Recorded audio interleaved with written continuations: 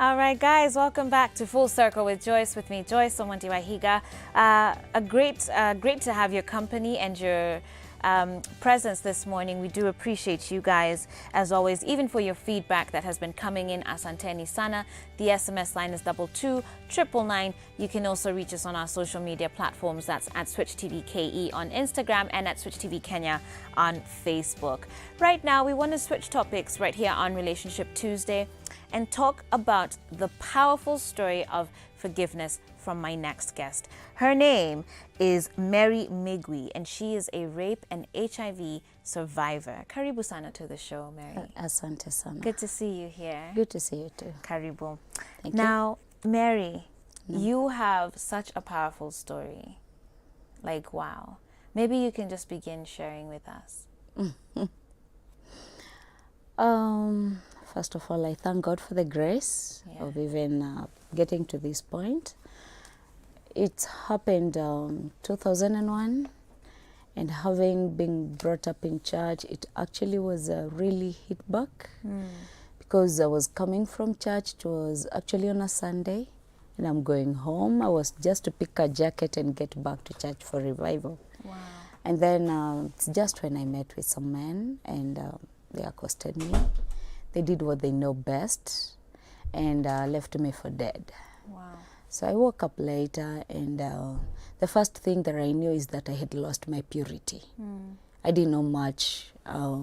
But later on, as we continued with life, it's when I realized I had conceived. Wow. So now that was again a shocker. So now you see the rejection from family. This is a girl brought up in church, and everybody is zealous. You've been lying to us, so you've been pretending all along. So not even empathizing for what no, you actually told you knew everything.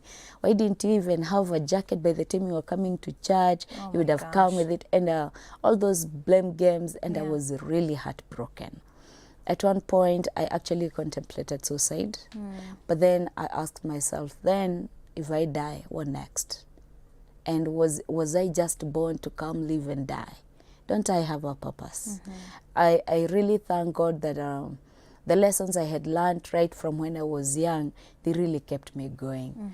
But that was not all, because 2 years down the line, within that period of pregnancy, giving birth, and the early stages of the child, I was so sickly. So I actually didn't know what was happening until one person suggested that I needed to go for a test. According to me, I didn't need any test because I only felt I was fatigued. I didn't think I was sick. So the journey of going for a HIV test began. It was a long one. It took more than a month. Wow. You go in stages. Nafika kwa mlango unageuka unarudi. No. Actually, ya mlango ilikuwa ya mara ya 4. The fourth time. Wow. The first time you just know where the billboard is. The second time, the location. The third time, are there other things, or will I just get there and everybody will know she's going to the center? Right. But now the fourth time, I actually went to the door. I got to the receptionist, but just when I wanted to give my name, a couple left the room and the lady was crying. Oh, no. So I remember telling the receptionist, I didn't come here to cry, and I left. That was too much for you. No. I wasn't ready for more tears. I just left. Yeah. And so the fifth time, now that's when I came. I actually was there before the receptionist. I told her, by the time you're getting in, don't even clean fast. I want to know my status.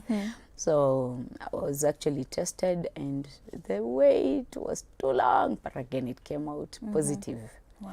So now I was like, okay. So now I thought I was done with it. So now how do I start with this? Now I really broke down. Right. But within a very short time, because I just went blank, dumb, numb for 3 days. No talking, no eating, no cooking, no bathing, nothing. For 3 days. Yeah. Don't forget I have a small child. Right. So she also, the way she survived, I thank God for her. Amen. She didn't die. But after that, now, the lady I used to work for came looking for me. She came and we spoke, and now I was able to cry. I really cried. And I told her, okay, it's okay, I will live. If I didn't die from the rejection and the humiliation, the embarrassment, the disappointments of when I was pregnant, I am not going to give up now. Amen. So I am going to live. And I started a journey, though not so simple. It has been tough. Yes. At one point I hit a rock bottom.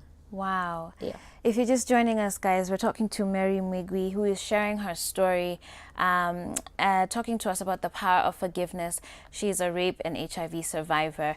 And our question to you today is, would you forgive someone who has done something so terrible to you, someone who's offended you so greatly? Would you forgive that person? Do let me know. The SMS line is 22999. You can also reach us on our social media platforms at Switch TV KE on Instagram and at Switch TV Kenya on Facebook and Twitter. Now, Mary, a lot of people who perhaps have been through a similar situation as you have been, especially when they have a child. I mean, you were just being confronted with all manner of things. As you're saying, your purity was taken away from you, and that was something very valuable to you. In addition, you are now a mother, and maybe obviously at the time you weren't ready for that, right? At least not in that way. I wasn't ready. And then now on top of it, there's illness. Yeah. How would you encourage the people who have been in maybe a similar situation and also have children out of it? And, you know, sometimes when they look at their children, it's like the pain and that experience just replays in their minds over and over. How have you been able to overcome that? One thing I normally tell people is that God is never asleep. We may think that God is not there because of the situations we're going through, but one thing remains, that He's still there. The same way I'm very sure that I have my lungs and my inner intestines intact in my body. I don't have to see them for me to believe they're there. The same way we have to believe that there's God. And this God was not asleep when all these things happened.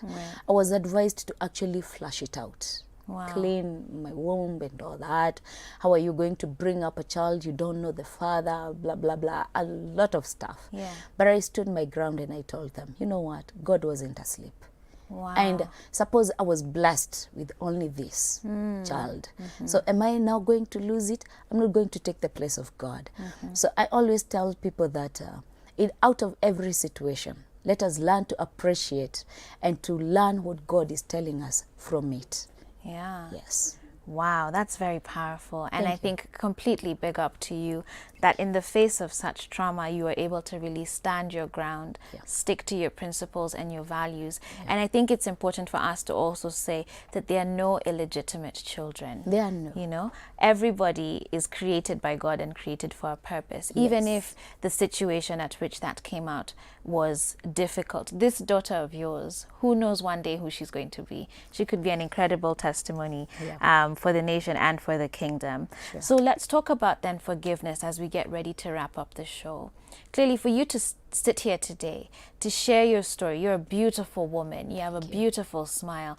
For you to do that, that cannot just be someone who is holding on to things. How have you done that, and why did you choose to just let go? Because literally, I can see you're glowing. Like the joy is just... Despite the situation, there's a joy about you.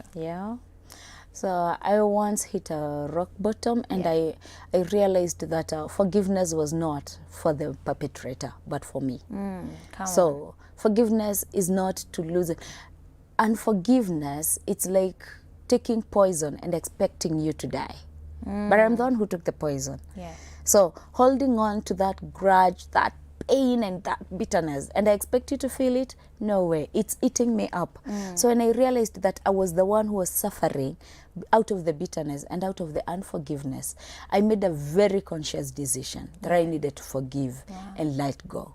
It wasn't easy. It took me a long while, because definitely starting from family, the society, the church, and everybody who had wronged me, you imagine that long journey. And to those I could be able to confront, I actually did. And I told them, you know what, you really hurt me during this season. But I have chosen to forgive you. so that I can move on with a positive attitude. Yes. Wow. Hey, Mary, you're such an inspiration. Thank you. And it's such an honor to have you on this show. I'm honored. I'd like you to just say something to our viewers who are watching. Maybe there's someone who's been in a similar situation, maybe even as far as just yesterday or last week or 5 years ago. What would be your parting shot or your words to them, even as we wrap up this segment? Feel free to use this camera right here. Okay, thank you. I would really want to tell you who is listening to me that forgiveness is a choice that one makes. And forgiveness is not the choice you make for the other person to benefit, but for you to be able to benefit. And I actually tell someone that when you forgive and you let go, you're only saying that you are strong to move on. Therefore, learn the lesson and forget the details and move on to your purpose. Ish, madam. Well said. Well said. I feel like I just want to read some of the feedback that has come in, okay? People who are watching your story, challenged and inspired by it.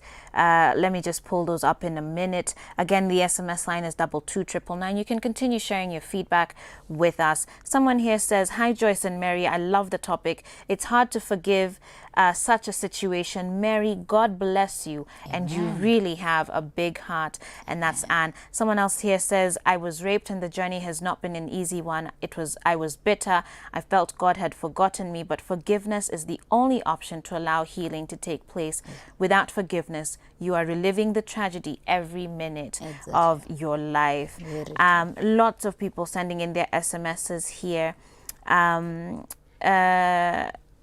Trevor from Embakasi also saying, yes, I would forgive because it is part of learning. Thank you to all of you. Thank you once again to you, Mary. The Lord bless you and keep you. Amen. And may he just continue to use your light and your joy and your beauty for his glory. Amen. All right, guys, we need to wrap up the show already. Boy, time is up. I'm enjoying myself here, but we're gonna have this song break and then I'll be back just to wrap up the show. Stay tuned. This is Full Circle with Joyce. He has done so much to me.